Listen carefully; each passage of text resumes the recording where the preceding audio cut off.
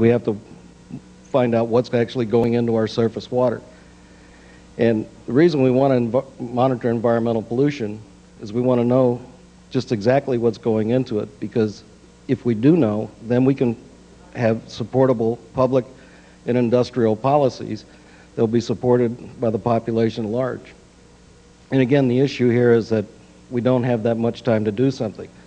Within 100 years, water will probably cost more than oil. Part about pollutants all end up in our water supply. It doesn't matter whether they're put into the air or they're put in the soil originally, but rain will always bring them down into our water supply.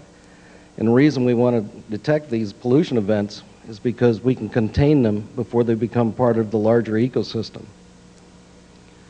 This is a schematic of generally how our water is supplied in our municipal water supplies. See, water goes from our reservoirs, goes through a sedimentation process which takes out most of the dirt, and then it goes through a filtration process where smaller particles are removed and the water is essentially clear. Then you add a disinfectant such as chlorine, and that kills most of the bacteria. Well, as you see from this diagram, everything that's intended here is to remove substances which are essentially visible. And there's a list of the things that you really don't want to know. In developing nations, 80% of all diseases that people contract are water-related. And you start looking at all of the things that reduce the water drinkability of the water supply, and the list starts getting very scary. 1 drop of oil can take 25 liters of water and make it unfit for drinking. There's a common herbicide called 2,4-D, and that 1 gram of that can contaminate 10 million liters of drinking water. PCBs, or polychlorinated biphenyls, which are very commonly, or were a very commonly used industrial product. 1 gram of a PCB can make 1 billion liters of water unsuitable for freshwater aquatic life. 1 gram of lead in 20,000 liters of water makes it unfit for drinking. And a lot of homes have lead plumbing, and lead plumbing was used extensively until just recently. And there's a cost to this that can be quantified.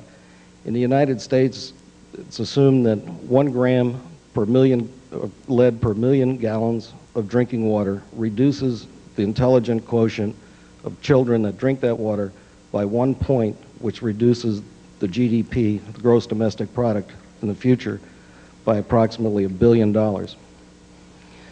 And when we look at the way we treat water, approximately 99% of Swedes, 80% of Germans, 74% of Americans, 57% of Canadians, and everybody else somewhere further down the list are actually served by wastewater treatment plants that cleans up water that's been used for an industrial process or collected in wastewater.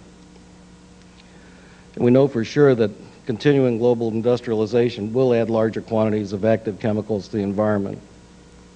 And that filtration process that I showed you, here's what's not taken out. These are the things that will come through that process. And I know not all of us have had chemistry class lately, but you'll notice that there's a lot of chemicals on here that with some fairly strange names. Every one of these is produced by ordinary industrial processes, and every one of these can be found in drinking water at some point in the process. And we really do need to become cognizant that we have to monitor our freshwater feedstocks. And this is going to become a global issue over the next 20 years. And one of the things that has to happen is we have to develop new technology that will revolutionize the process so we can do real-time measurement of what's going in the environment. And the easy thing to do is to target those things that are easiest to get to at first. Easiest ones to do are hydrocarbon storage facilities, above ground and underground storage tanks, and wholesale and retail fuel depots. Chemical storage facilities, again, these are large above ground and underground tanks that store chemicals. Liquid hydrocarbon pipelines, which I know you've had some experience here in Brazil. And we generally need to monitor the constituents of the feedwaters for all our public water supplies, and even more importantly, our underground aquifers, because the underground aquifers are refreshed on a century cycle.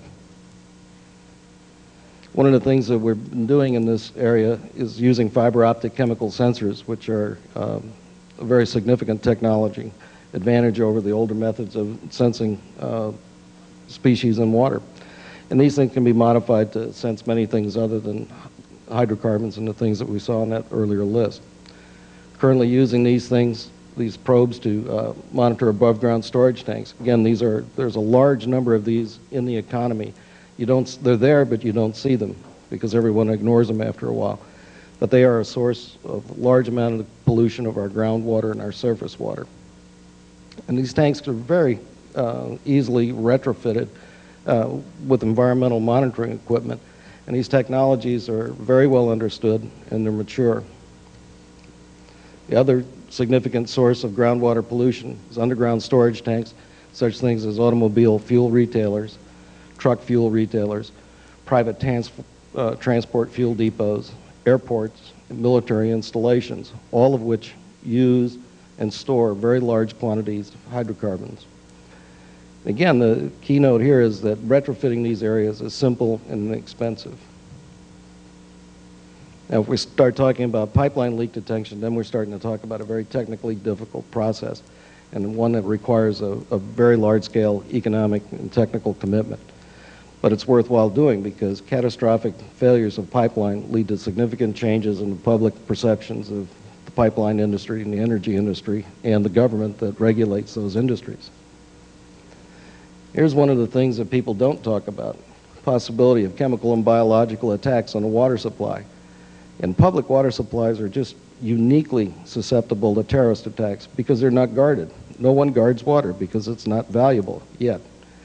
But you can be assured that a large-scale, coordinated, technically advanced attack can devastate the economy of an entire country. It hasn't happened yet, but it will happen at some point in the future. One of the leading proponents of water quality monitoring is the government of the Netherlands, and they've got a large-scale project where 17,000 wells have been dug in various areas of the country. They monitor the water that goes through their waterways and through their wastewater is put back into the waterways and the deep water aquifers. They've been doing this with small electronic modules that can be submerged deep in a well. And these modules sense certain things such as salinity, pH, and a few simple chemicals. Then the modules are manually pulled to the surface and the data gathered once a month manually on a laptop computer. They also have small electronic monitors that are submerged deep in aquifers. These are 300 meters to 400 meters deep and does the same process. And again, in the case of the Netherlands, the reason they've done this is because the port of Rotterdam was probably the largest concentration of hydrocarbons and chemical refining activity in the world. And over the years, the spillage that's resulted from it has caused a substantial amount of pollution to their groundwater and their deep water aquifers. The existing sensors that we've been working on start off with the BTEX, which is a nice way of contracting benzene, toluene, ethylbenzene, and xylene, all of which are signature products that are in automotive motor fuels. Also ethanol and styrene, and I know you have a lot of ethanol and gasoline in Brazil, so this is another one of those components that's a signature. When you find this in place, you know you've had a leak somewhere. And the next generation of monitoring equipment is going to be much smaller, cheaper, and more sensitive. The sensitivity will go from parts per million that it is now to parts per billion. When you reach the parts per billion level, then you can start making quantitative decisions about what you're going to do with your water supply. And these devices will eventually be linked to databases at government agencies and industry over terrestrial and satellite wireless networks. And the reason they'll do that is because the infrastructure, the area that you need to cover is so large that you can't put in terrestrial wireline infrastructure. It has to be wireless. And the data that's generated by these sensors will be available over the internet to a variety of clients, including government regulators and the industry members that support these efforts.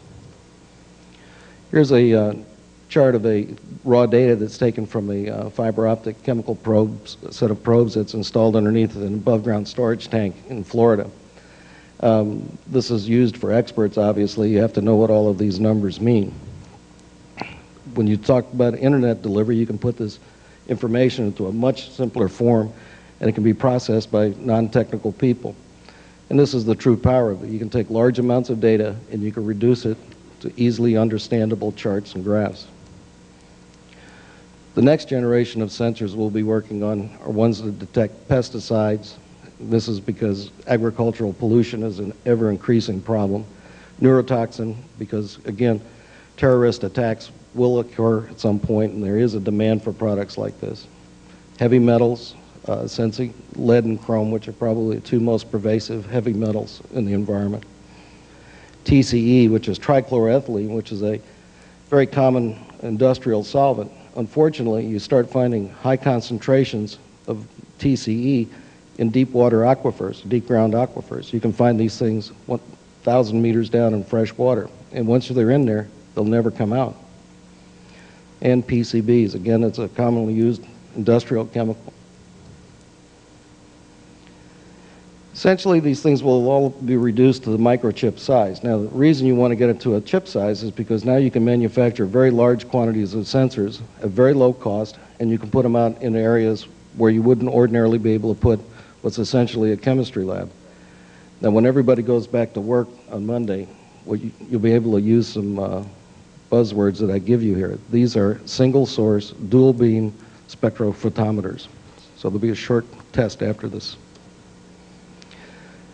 Where we're really going with this is what we call sensor fusion. And in that case, we're taking small wireless communications devices, and we're putting these chip sensors on these communications devices. And the reason we're doing that is to reduce the cost and decrease the power consumption. And once we've reduced the cost and decreased the power consumption, we can make small battery-powered units that we can put out on a large scale without requiring any investment in terrestrial infrastructure. And that way, we can actually get to the point we can enable the monitoring of water supply feedstocks on a national basis. So without the ability to reduce the cost of these devices dramatically, no one's going to put them out on the scale that's required. But if they are reduced in cost, and they can be remotely mounted, then it does make sense to do it. And does anybody have any questions?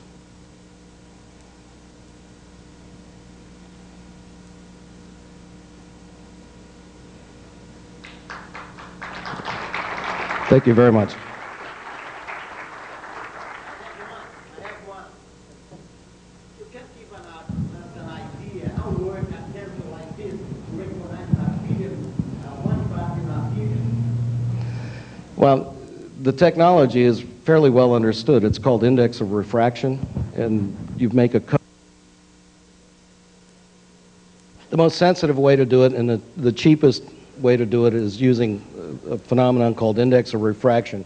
You change the chemical surface of glass and you shine light through it, and that chemical surface that you put on the glass is sensitive to whatever you're trying to measure. And when what you're trying to measure bonds to the glass, it changes the amount of light that goes through the glass. So you can just see the correlation of light intensity versus concentration.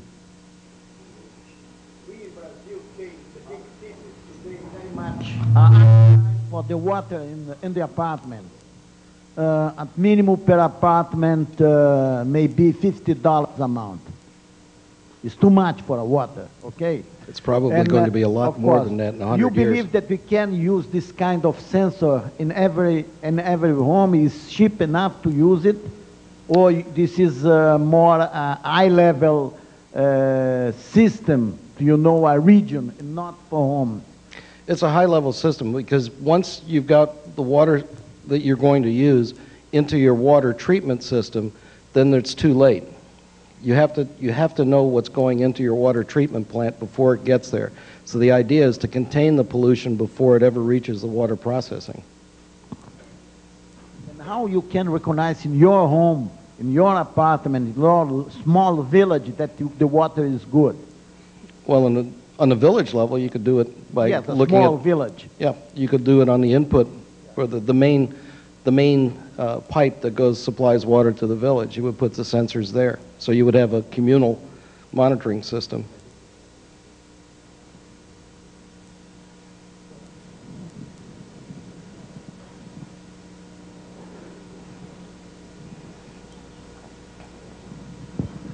Peter, can we talk a little bit about what you're going to do with the signal from the sensor? Yes, generally the sensor itself is a very intelligent device, and again, it's part of the communications system itself. Every communicator, every wireless communicator has a controller on it that has all of the intelligence for the device. That controller is used to read the sensor and to transmit it, in our case by satellite, over to our main server, and from the server then we deliver the data to the customer over the internet. Okay, thank you.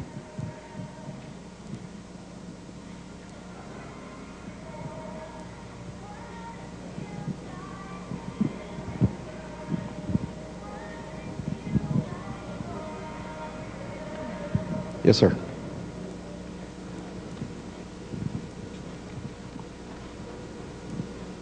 Peter, when are you going to be having the cheaper model in the market? Do you already have it? No, we have the components. The devices themselves are probably 6 months away from very large-scale deployment. The sensors themselves exist. It's the process of integrating the sensors into the communications, but that's ongoing now. Okay, I completed the question of my friend there. To measure the quality of our water, there are some places in Rio that you still extract the water from the ground. Okay, are these ships going to be good enough for we to measure, normal people, to measure the quality of these underground water? Potentially, yes. They're cheap enough you could potentially do it, but generally you wouldn't want to do it that. You'd want to do it in the distribution system. But there's no distribution in this case. Which house make a hole in the ground? Individual wells? Individual well, that's it. You could. The question is whether it would be economic or not. I see, but it's that easy to measure the signal? Which have a laptop or notebook and measure the signal and collect the results? You could, yes. Frankly, no one's ever asked to do that before, but yes, it could be done. Okay, hope so. Thank you. Peter, I just would like to make a question also, Peter. In Brazil, we just faced a series of leakage in oil pipelines, and you know that caused a big environmental damage. How do you see this technology helping preventing that? You know, something that does not help a lot if we monitor the ground or the environment, and we know that there is a huge damage made. We want to understand better how can we prevent that? How can you use this technology to prevent leakages? That's a great question. Generally, all catastrophic failures are preceded by small leakages, and those leakages grow over time until finally you have total failure or large enough leakage that someone can see it. You want to stop those before you get to that point. So the sensitivity of the sensing device and the fact that you can mount these things remotely over the entire length of a pipeline is really crucial. If you know that 1,000 kilometers of pipeline, say every 10 meters, you know that you have nothing in the soil at every 10-meter spot, then you can be fairly certain that when you do have a small leak, it doesn't take very long for a small leak to reach, say, the 5-meter range, which is your worst possible case. Well, 5 meters of pollution from a high-pressure pipeline is a very simple occurrence. It happens a lot, and it's easy to detect. So if you can detect these things before they become catastrophic failures, then your remediation process or your cleanup process is reduced to, say, 5 or 10 meters of soil versus just multiple cubic meters, just thousands of cubic meters of soil, and the environmental damage that goes along with a major catastrophic spill. Peter, can you explain how the information goes from the sensor to the final user, and how easy to use is the information that we have? I mean, in how is the internet and everything else built into the system? Well, the sensor itself is part of the communications network. In our case, it's part of an Iridium communicator. And the sensor reports to the satellite. The satellite downlinks the information to a server. And from that server, it's automatically available on the internet to anyone that's authorized to use the information. So it's really a seamless process of getting from the sensor to the internet. As far as the user is concerned, it looks as if the sensor itself was actually on the internet, even though it's not real.